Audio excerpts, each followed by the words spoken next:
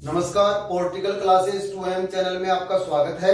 हम 12th class की राजनीतिक विज्ञान की बुक देख रहे थे, जिसके अंदर हमारा पहला लेसन हो गया था। लेकिन पहला लेसन आपके सिलेबस से उसको अलग कर दिया गया है। लेकिन यदि पहला लेसन हम देखेंगे तभी हमें दूसरा लेसन समझ में आएगा, अन्यथा वो समझ में कम ही आएगा। तो आप दूसरा लेसन देखने से पहले उस जो पहला लेसन है उसको भी थोड़ा बहुत देखें। उसको देखने पर ही दूसरा लेसन समझ में आएगा। तो अब हमारा जो दूसरा लेसन है वो है दो ध्रुवीयता का अंत। दो ध्रुवीयता का अंत यानी कि द्वितीय विश्व युद्ध के बाद विश्व दो गुटों में बट रहा था, एक अमेरिका और एक सोवियत संघ। तो इसको दो ध्रुवीय नाम दिया है। अब इसका अंत कैसे हुआ? तो यानी कि सोवियत संघ का विघटन हुआ। तो सोवियत संघ के विघटन के कारण, यानी कि ऐसे कौन से कारण हैं जिसके कारण सोवियत संघ का विघटन हुआ?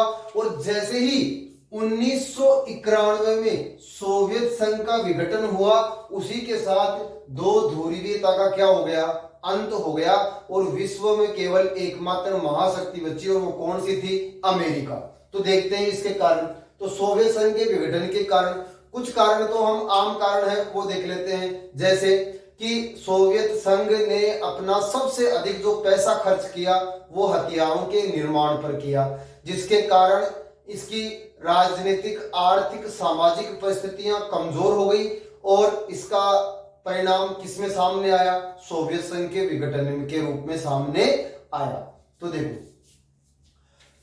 राजनीतिक आर्थिक संस्थाओं की आंतरिक कमजोरी, ये देखने से पहले इस वीडियो को लास्ट तक देखना। अच्छा लगे तो लाइक करना, शेयर करना और सब्सक्राइब करना, जिससे कि आपको आगे की वीडियो भी प्राप्त हो जाए। तो देखो, राजनीतिक आर्थिक संस्थाओं की आंतरिक कमजोरी, मैंने क्या बताया अभी कि सोवियत संघ ने सबसे अधिक पैसा खर्च किया वो गुट बनाने में और अपने हथियारों के निर्माण करने में, जिसके कारण इसकी राजनीतिक आर्थिक व्यवस्थाएं क्या हो गई? कमजोर हो गई। और उसका परिणाम क्या हुआ? सोवियत संघ का विघटन, क्योंकि वहां के लोग उससे क्या हो गए? नाराज। तो देखो, आंतरिक कमजोरी, सोवियत संघ ने सबसे अधिक खर्च हथियारों के निर्माण पर किया, जिसके कारण सोवियत संघ आर्थिक रूप से पिछड़ गया।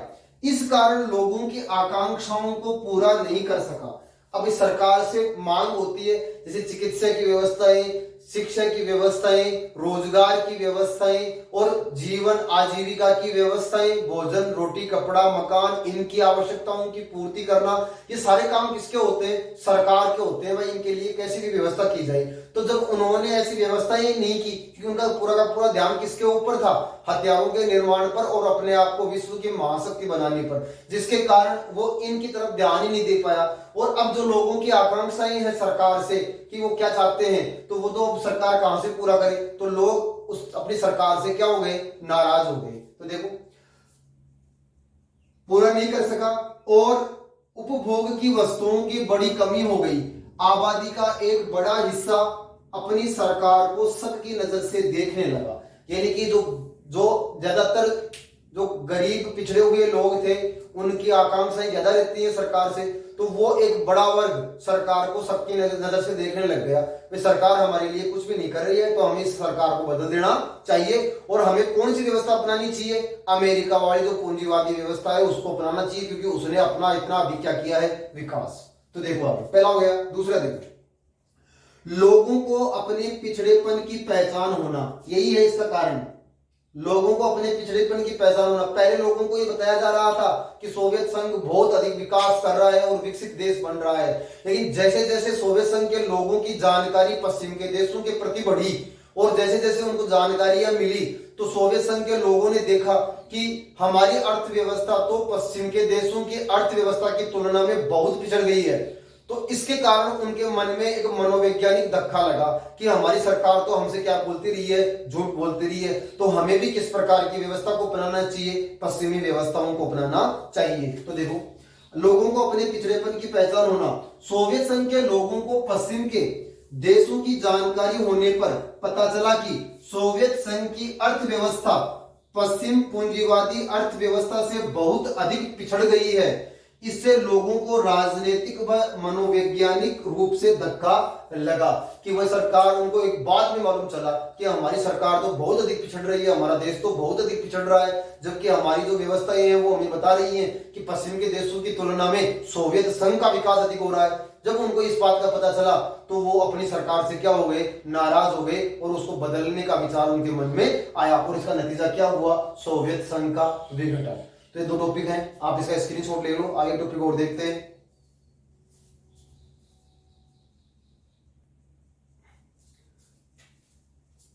अगला देखो 3 नंबर, प्रशासनिक और राजनीतिक रूप से गतिरुद्धता। प्रशासनिक और राजनीतिक रूप से गतिरुद्धता। सोवियत संघ एक दलीय व्यवस्था वाला देश था, वहां पर कम्युनिस्ट पार्टी थी, साम्यवादी सरकार थी, यानी कि एक ही पार्टी को सरकार बनाने का अधिकार था, जिसके कारण सत्ता का केंद्रीयकरण था और सत्ता का केंद्रीयकरण होने के कारण सत्ता जवाबदेह और उत्तरदायी नहीं थी, जिसके कारण वहां के प्रतिनिधियों ने, राजनेताओं ने, सरकार के कर्मचारियों ने अपने कर्तव्यों का सही ढंग से निर्वाह नहीं किया, जिसके कारण सोवियत संघ की प्रशासनिक, राजनीतिक और आर्थिक व्यवस्थाएं गतिरुद्ध हो गई, यानी कि वो रुक गई क्योंकि उनकी तरफ ध्यान नहीं दिया गया और इसके कारण भी सोवियत संघ का क्या हुआ, विघटन। तो देखो, प्रशासनिक और राजनीतिक रूप से गतिरुद्धता। सोवियत संघ की पार्टी का जनता के प्रति जवाबदेह न होने के कारण वह सत्ता के केंद्रीयकरण होने के कारण प्रतिनिधियों व सरकार के कर्मचारियों ने, आप ऐसा लिख सकते हो, ने अपने कर्तव्यों को पूरा नहीं किया, जिससे आर्थिक, राजनीतिक और प्रशासनिक व्यवस्थाएं गतिरुद्ध हो गई, जिसके कारण राष्ट्र का विकास नहीं हो पाया और इसका नतीजा क्या निकला, सोवियत संघ का विघटन। अब ये ऐसा क्यों नहीं कर पाए, क्योंकि वहां पर एक ही पार्टी है, कम्युनिस्ट पार्टी, और उसी को सरकार बनाने का अधिकार है, जिसके कारण शक्तियों का बंटवारा नहीं है, शक्तियां एक ही वर्ग के पास है, जिसके कारण उन्होंने अपनी शक्तियों का सही इस्तेमाल नहीं किया, अपने ऐशो आराम, अपनी संपत्तियां बनाने में किया। अब बताता है अभी 4था नंबर का, गोरबाचेव के समर्थन की समाप्ति। अब इसी बीच कम्युनिस्ट पार्टी के महासचिव बने गोरबाचेव। गोरबाचेव ने वहां के लोगों से वादा किया कि यदि वो राष्ट्रपति बनता है तो वो पश्चिम के देशों की अर्थव्यवस्थाओं की तरह ही सोवियत संघ की अर्थव्यवस्था का विकास करेगा और पश्चिम के देशों से जो झगड़े हैं उनको दूर करने का प्रयास करेगा, लोकतांत्रिक व्यवस्थाओं को अपनाएगा। और इसी के चलते ये गोरबाचेव राष्ट्रपति बने और ये चुनाव जीत गए। अब होता क्या है कि इन्होंने चुनाव जीतने के बाद में अपनी व्यवस्थाओं में सुधार करने का प्रयास किया। अब सुधार करने का प्रयास किया तो पहले कम्युनिस्ट पार्टी थी, साम्यवादी व्यवस्था थी, शक्तियों का बंटवारा नहीं था, तो प्रतिनिधि वर्ग, कर्मचारी वर्ग गोरबाचेव से नाराज हो गया क्योंकि उनकी शक्तियां क्या हो गई, कम हो गई। तो वो नाराज होने के कारण उन्होंने गोरबाचेव का समर्थन नहीं किया और इसके कारण गोरबाचेव जो वादे जनता से किए थे उनको समय पर पूरा नहीं कर पाया, जिसके कारण जनता गोरबाचेव से क्या हो गई, नाराज हो गई। और दूसरी बात है कि जो सुविधाभोगी वर्ग था वो भी उससे नाराज हो गया। क्यों? क्योंकि लोकतांत्रिक व्यवस्था आने के कारण उनकी जो शक्तियां थी वो क्या हो रही थी, सीमित हो रही थी, जिसके कारण वो भी नाराज हो गए। तो गोरबाचेव का चारों तरफ से समर्थन जाता रहा और इसी का कारण क्या हुआ कि वो अपनी व्यवस्थाओं को सही ढंग से प्रभावपूर्ण तरीके से लागू नहीं कर पाया और नतीजा सोवियत संघ का विघटन। तो देखो, जनता का एक हिस्सा सुधारों की धीमी गति के कारण गोरबाचेव से नाराज हो गया और सुविधाभोगी वर्ग उसके सुधारों की तीव्र गति के कारण नाराज हो गया। इस प्रकार से गोरबाचेव का समर्थन चारों तरफ से समाप्त हो गया और समर्थन जब समाप्त हो गया तो गोरबाचेव कमजोर पड़ गया, गोरबाचेव की शक्तियां कमजोर पड़ गई और उसका नतीजा क्या हुआ कि अलग अलग राज्य और क्षेत्रों ने सोवियत संघ के सरकार के विरुद्ध और अपने स्वतंत्रताओं की घोषणाएं कर दी और 1991 में सोवियत संघ का क्या हो गया, विघटन। और इसी के साथ दो ध्रुवीयता का क्या हो गया, अंत। तो ये 4 टॉपिक हो गए, 2-3 टॉपिक और है वो लिख लेते हैं। आपके पास स्क्रीनशॉट ले लो।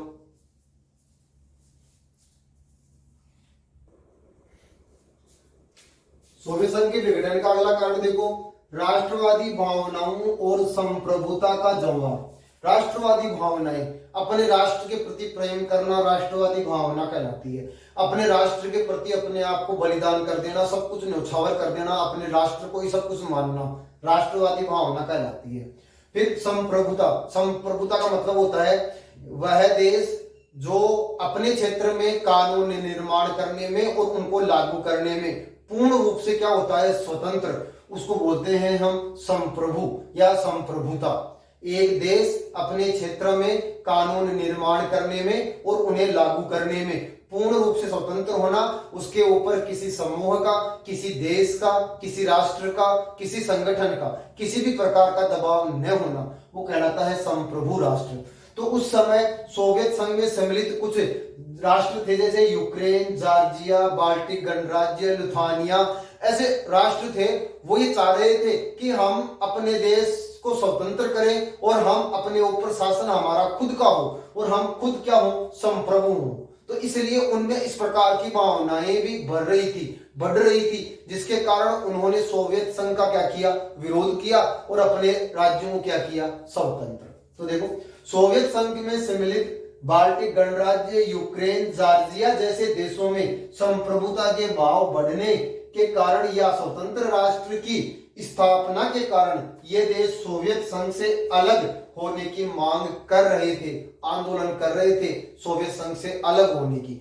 जैसे ही गोर्बाचेव राष्ट्रपति बने, गोर्बाचेव का समर्थन गया, गोर्बाचेव की स्थिति कमजोर हो गई, आर्थिक रूप से पिछड़ गया, राजनीतिक व्यवस्था ही नहीं थी, तो इनका दबाव और अधिक बढ़ गया और इन्होंने अपने स्वतंत्र होने की क्या कर दी, घोषणा। यही है सोवियत संघ के विघटन का एक कारण। फिर आता है लोकतांत्रिक संस्थाओं के निर्माण को प्राथमिकता नहीं, लोकतांत्रिक संस्थाओं को। गोर्बाचेव आया, राष्ट्रपति बना, उसने लोकतांत्रिक व्यवस्थाओं को अपनाया। शॉक थेरेपी के अंतर्गत, शॉक थेरेपी का अर्थ है आघात पहुंचाकर उपचार करना, अगले टॉपिक में इसको भी देखेंगे। आघात पहुंचाकर उपचार करना, साम्यवाद से लोकतांत्रिक व्यवस्थाओं की ओर जाना क्या कहलाता है, शॉक थेरेपी। तो इसमें इन्होंने क्या किया कि लोकतांत्रिक व्यवस्थाओं को तो अपनाया, लेकिन जल्दबाजी के चलते इन लोकतांत्रिक जो संस्थाएं हैं इनको पावर, शक्तियां प्रदान नहीं कर पाए, शक्तिशाली नहीं बना पाए, जिसके कारण ये अपनी व्यवस्थाओं को सही ढंग से लागू नहीं कर पाए। तो देखो, शॉक थेरेपी के अंतर्गत लोकतांत्रिक संस्थाओं का निर्माण जल्दबाजी में किया गया, जिसके कारण संसद अपेक्षाकृत कमजोर संस्था रह गई और संसद कमजोर संस्था रह गई तो कानून व्यवस्थाएं भी क्या हो गई, कमजोर हो गई, जिसके कारण सोवियत संघ का क्या हुआ, विघटन। आप इसका स्क्रीनशॉट ले लें, एक दो टॉपिक और है वो देख लेते हैं।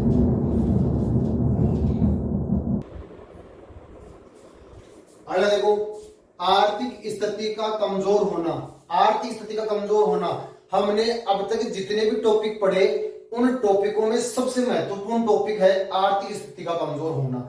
और उन जो कारण हमने पढ़े, जो 6 कारण हमने पढ़े, उन कारणों के लिए भी ये कारण जिम्मेदार है, उन कारणों के लिए भी ये कारण जिम्मेदार है, क्योंकि एक देश की जब तक आर्थिक स्थिति मजबूत नहीं हो सकती तब तक उस देश की राजनीतिक, सामाजिक व्यवस्थाएं भी मजबूत नहीं हो सकती। पूरी की पूरी देश की जितनी भी व्यवस्थाएं हैं वो सारी आर्थिक स्थिति पर टिकी हुई होती हैं, और सोवियत संघ ने इस आर्थिक स्थिति का तो ध्यान दिया नहीं और अपने संसाधनों का अधिकतम उपयोग केवल सैनिकों की शक्ति को बढ़ाने में और सेना को बढ़ाने में और अपने गुटों को बढ़ाने में किया, जिसके कारण उनका जो आंतरिक क्षेत्र था, यानी कि आंतरिक जो व्यवस्थाएं थी वो बिल्कुल तहस नहस हो गई। लोगों के पास रोजगार नहीं था, लोगों के पास खाने के लिए पैसा नहीं था, लोगों के पास कपड़े नहीं थे, मकान नहीं थे, उनकी स्थिति इतनी खराब हो गई कि सोवियत संघ की सरकार उनकी अब आकांक्षाओं को पूरी नहीं कर पा रही थी, जिसके कारण सोवियत संघ का क्या हुआ, विघटन। तो देखो, सोवियत संघ ने अपने संसाधनों का अधिकतम उपयोग केवल सैन्य ताकत को बढ़ाने में किया और राष्ट्र के विकास की ओर ध्यान नहीं दिया, जिसके कारण राष्ट्र की आर्थिक स्थिति कमजोर हो गई, जिसके कारण बेरोजगारी की समस्या बढ़ गई। राजनीतिक व्यवस्थाओं के लिए आर्थिक मजबूती आवश्यक है, जिसके कारण भी सोवियत संघ का क्या हुआ, विघटन हुआ। देश के लिए आर्थिक रूप से मजबूत होना जरूरी है। जब तक देश आर्थिक रूप से मजबूत नहीं हो सकता तब तक हम बाकी की व्यवस्थाओं को किसी भी प्रकार से मजबूत या उनमें सुधार नहीं कर सकते, क्योंकि वो सारी की सारी चीजें किसके ऊपर टिकी हुई होती हैं, आर्थिक तंत्र के ऊपर टिकी हुई होती हैं। तो ये थे 100वें संघ के विघटन के कारण। यदि आपको अच्छा लगा हो तो इसको लाइक करें, शेयर करें, सब्सक्राइब करें। सब्सक्राइब करने पर आपको अगली जो वीडियो डालूंगा उसका नोटिफिकेशन प्राप्त हो जाएगा। कमेंट्स करना ना भूलें, कमेंट्स जरूर करें जिससे कि इसमें और कोई सुधार किया जा सके। तब तक धन्यवाद।